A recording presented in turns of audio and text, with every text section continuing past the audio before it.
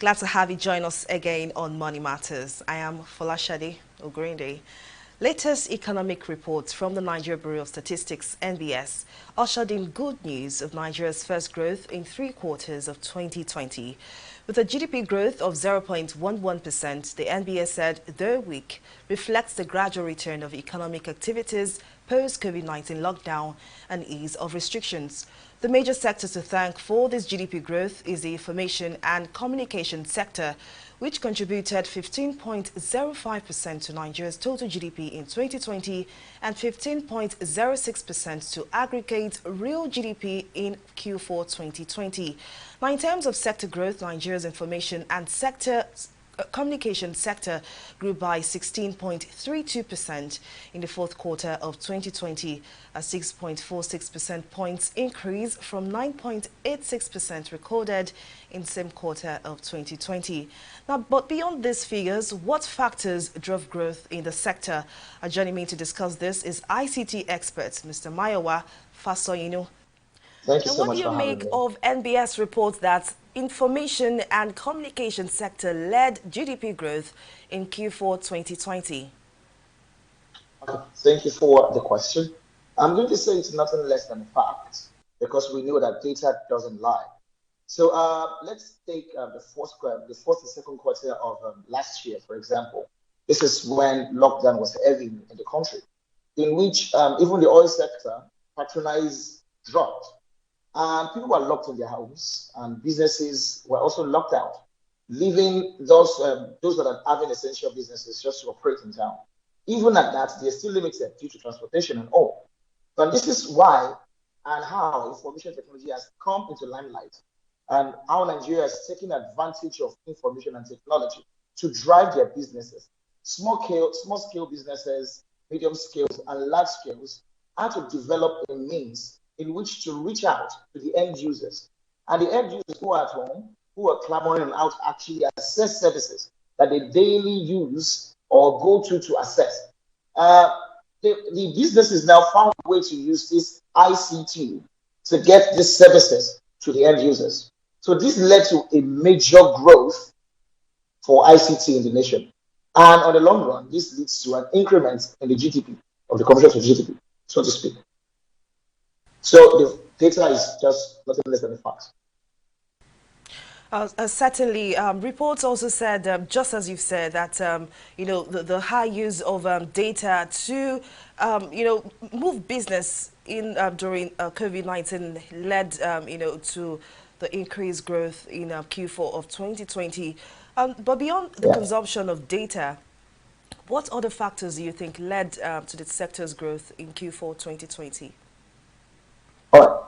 I'm going to say this is due to the efforts of young Nigerians that have used their skills, their innovations in involving information technology into driving businesses forward. So we know that, okay, right before the beginning of 2020, Nigerians doesn't really know exactly the major factor or how useful technology can actually help drive a business.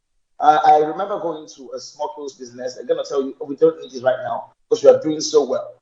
So, but during this lockdown, inconveniences have led people to come out of their shell and actually see how young people in Nigeria are using innovations, are using technological innovations to bring sustainable businesses and reaching their end users effortlessly.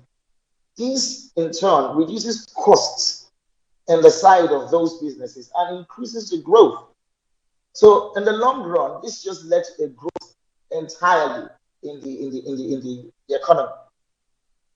So, these are the factors: young, hardworking Nigerians that are skilled in technology using their technologies to move businesses forward, thereby increasing the GDP overall. Now let's take a look at the prospects for Q1 2021. Do you see a sustained growth in the information and communication sector? Oh, yes, I do see a sustained growth.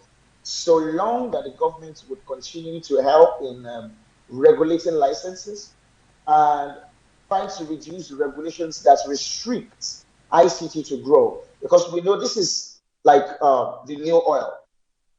We can see that the non-oil sector now has surpasses the oil sector in the economy. So it only makes a lot of sense if governments can regulate licenses and they can find a way to drop the regulations that governs and aids the growth of the use of ICT in Nigeria as a whole. This is just the beginning. Looking at this first quarter, if everything is equal and the environment is friendly and the government is friendly to this sector, it will only continue to grow at a GP rate. So I see this is quite sustainable, just even beyond quarter one of 2021. Look at the sector's previous growth in 2019 and 2018. We saw a steady increase, like a growth in this sector that in 2018, 2019, now MBS has, recently released how well the sector did in Q4 2020.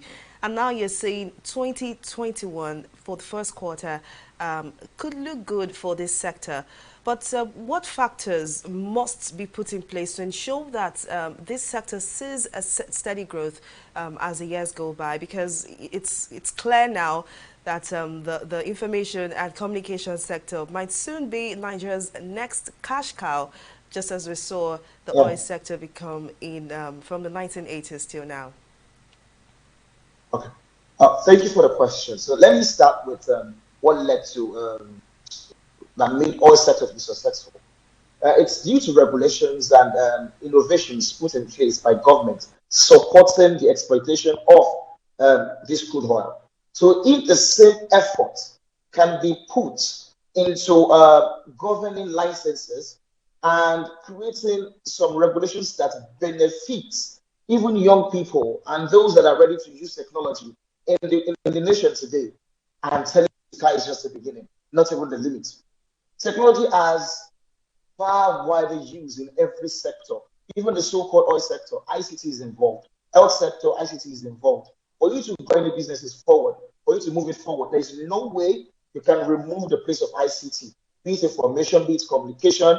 You can even see in customer service for some companies involve the use of bots, like WhatsApp bots or Facebook bots or website bots. So this actually increases customer services. And once a customer service is improved, then automatically patronage will increase. So if each business is being tapped into, regulations are put into place to actually allow this to grow, then most definitely the use of social media marketing at all. So all these are tools that's going to drive the GDP to an exponential rate. So this sky is just the beginning. The usefulness, the effectiveness, the advantages cannot be overemphasized. So long all protocols are in favor the way they did for oil and gas, then data is going to be our new oil. Now, finally, I want us to talk about, how small and medium enterprises can take advantage of the information and communication sector. I mean, the COVID-19 lockdown period showed clearly that, data is very important. Information communication technology is very important for the advancement of any business, especially for growing businesses and SMEs in Nigeria. Now, how do you think these growing enterprises can key into the advantages of the ICT sector? Thank you very much. Like we said, information is power. One thing, and a means of getting small and medium scale enterprises to tap into this is disseminating information to them. Like the use of media as we are using right now. People are currently on Twitter, Facebook, news channels. Let's disseminate information, educate people about the use of technology. A lot of, even fish seller has been able to involve the use of applications to deliver their product to end users.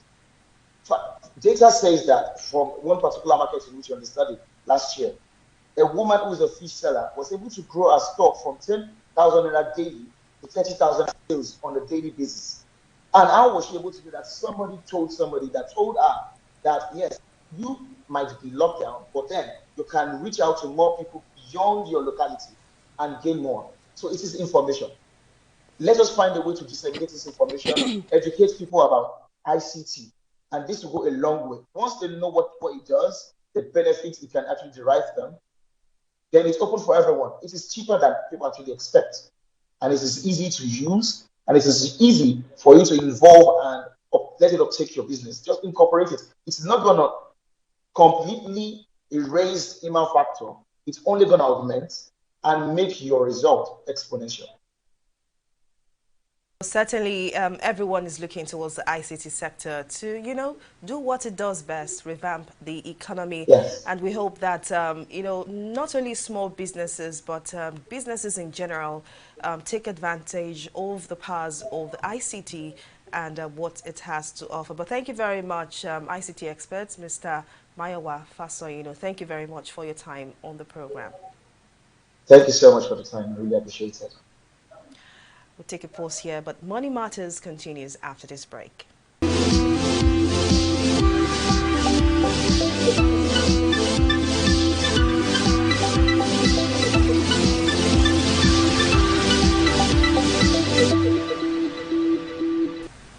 Welcome back to the program.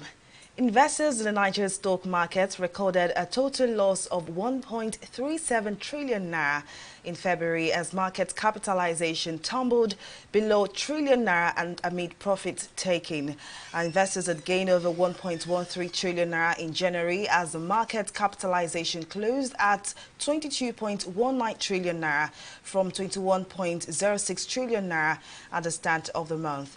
The Nigerian Stock Exchange All-Share Index closed at 39,799 basis points in February from 42,312 basis points at the end of January.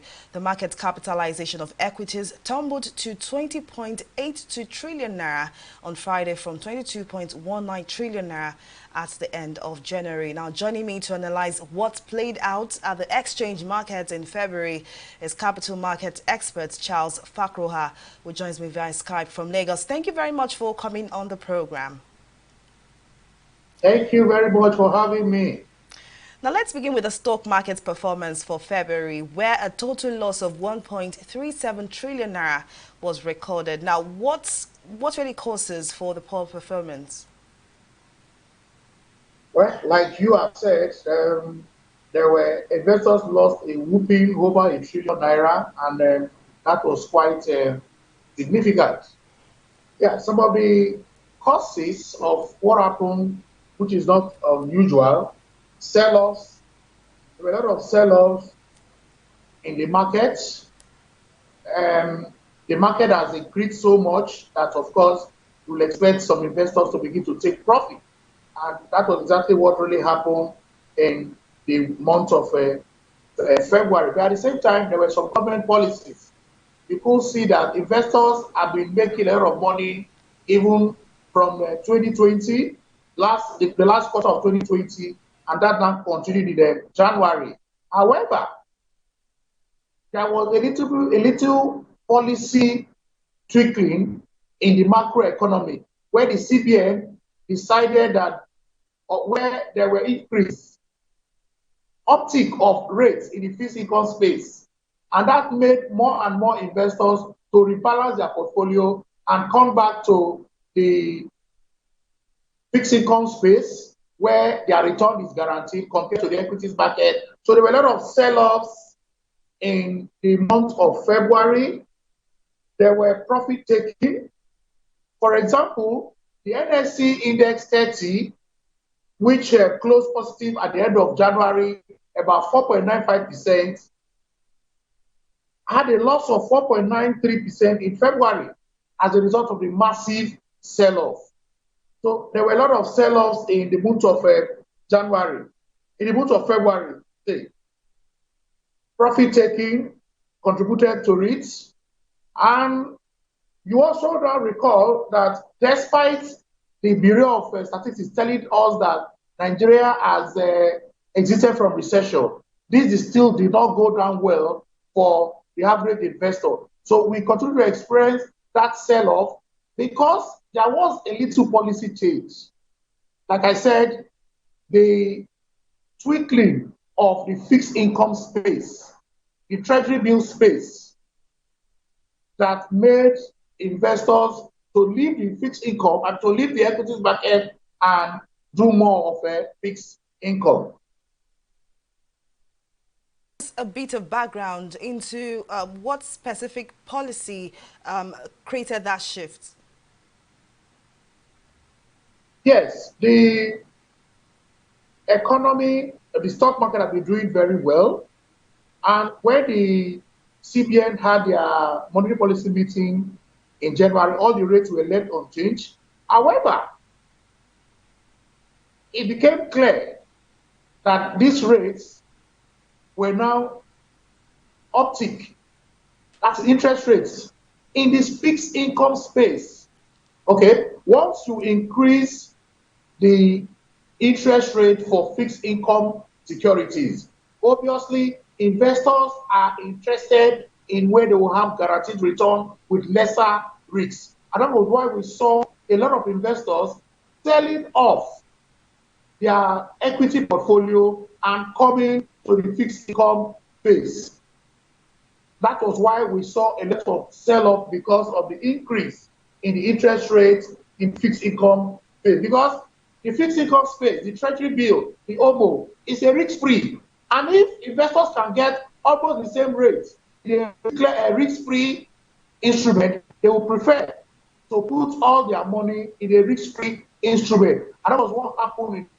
You know, it became unattractive to invest in the equities market, where you now increase the rates in the OMO space. So that was why more and more investors decided to sell off and come to the fixed income space. So it's becoming, it's going to be less attractive if fixed income space, the interest rate is increased, and you know, equity market, you can't guarantee the rate. It's a bit risky. So that was why we saw a lot of sell-off in the equities market and people coming to the fixed income space. Now, recall that earlier in the year, the NSE all share emerged as the best performing index in the world. Now, beyond the policy change you mentioned, what else went wrong? Yes. You look at the investors' mentality. They've been making, the NSE index has been going up for quite some time. And naturally, you get to a stage, investors want to take profits. So there will also be a bit of profit taking. Investors will continue to take profit. It's a normal business and market practice. If I buy a security at 80 naira, and over time, I've seen the security do about 10, 20%, or even getting up to 100 naira. It is natural investors will want to sell. So that sell-off trigger more sell-offs, and that was why we saw the price coming down. And of course, the NSE index that mirrors performance of the market is also going to be down. Now, for the month of March, do you see a rebound? Now, the drivers that will make the market to rebound in March or any other time, we have to be very, very realistic. The economy is uncertain. There's a lot of security situation, a lot of uncertainty in the country. The market reflects the macro economy. The market does not operate in isolation. So it is the performance of the macro economy that will determine the performance of the market. For example, we are told that we have exited the recession, but yet we still saw a lot of sell-off. So it is also the perception of the investors. And if they begin to see positive signs from the fiscal authority that the economy is growing, is improving, then of course we might be able to see recovery. And plus, we're in the earnings season. This is where most companies will be sending their earnings reports. That is a full year last year, audited accounts, earnings reports. They will tell us what they have done, their performance, and some, as they have done now, they are announcing dividend payments. Investors will want to compare the dividend yield. If I can get a 8-9% in the fixed income space, and a company is paying a dividend of 1 naira, and I've calculated the dividend yield, it's not up to 8-10%, then of course, such investors who are looking at returns will want to continue to sell off. So it is the performance of the companies, the result they are sending to the market this month of March will also go a long way ensuring that the market begins to recover. Because investors are looking at returns. You invest in an equity, you want to see a return. And if you are not getting your expected return, and there are alternative instruments, assets, then investors will sell off and get to that instrument where they will get the required returns they are looking for. But in a nutshell, we will advise investors that they should have a long-term perspective, talk to their stockbroker, have a reason for investment, do their own risk analysis. If equity prices are coming down, that does not mean that they are making a loss. They should have a long-term perspective and know the reason of their investing in the stock market. Then with the regulators and operators playing by the rules and regulation, there is confidence in the market. We'll be able to attract more and more investors to come to the market. We might see a little rebound in the month of March. Well, thank you very much for that great advice to investors in the Nigeria Stock Exchange. But thank you very much. But it's this much we can take. Capital market expert Charles Fakura, thank you so much for coming on the program. Well, it's a wrap on this episode of Money Matters. To join us again next week, I am Folashade Ogrinde. Bye for now.